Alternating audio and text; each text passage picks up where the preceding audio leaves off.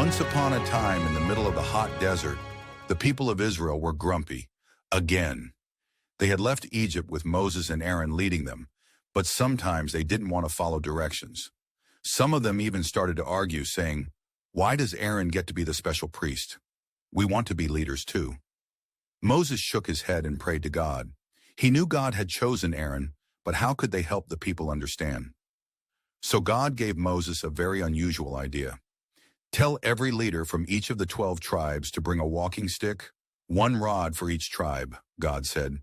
"Write each man's name on his rod, and write Aaron's name on the rod from the tribe of Levi. Then place all the rods in the tent where I meet with you." Moses nodded and gathered the 12 leaders. Each leader came with his rod. They were plain wooden sticks, old and dry, like something you'd find lying on the ground. Nothing special. Moses collected all the rods, wrote each name on them, and placed them carefully inside the tabernacle, God's holy tent. Then he closed the tent and waited. The next morning, something amazing had happened. When Moses opened the tent, he called all the people to come and see. He gently lifted each rod and laid them out so everyone could see. 11 rods looked exactly the same as before, dry, brown, and lifeless. But Aaron's rod was blooming. It had sprouted green buds, and not just buds. There were beautiful flowers and even ripe almonds growing on it. Everyone gasped. "What? How did a stick grow flowers and fruit overnight?" Moses smiled. "God has shown us something very important.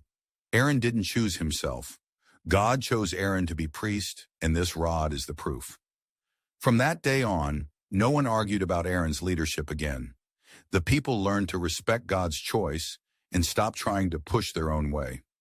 Moses kept Aaron's rod in the tabernacle as a reminder to everyone, not just of Aaron's role, but of how God can bring life, beauty, and purpose out of something that seems dead and ordinary. Moral of the story: God chooses people for special purposes, and we don't have to compete to be first. When we trust God's decisions and stop comparing, we can bloom where we're planted too. Thank you for joining, and see you next time. Be blessed.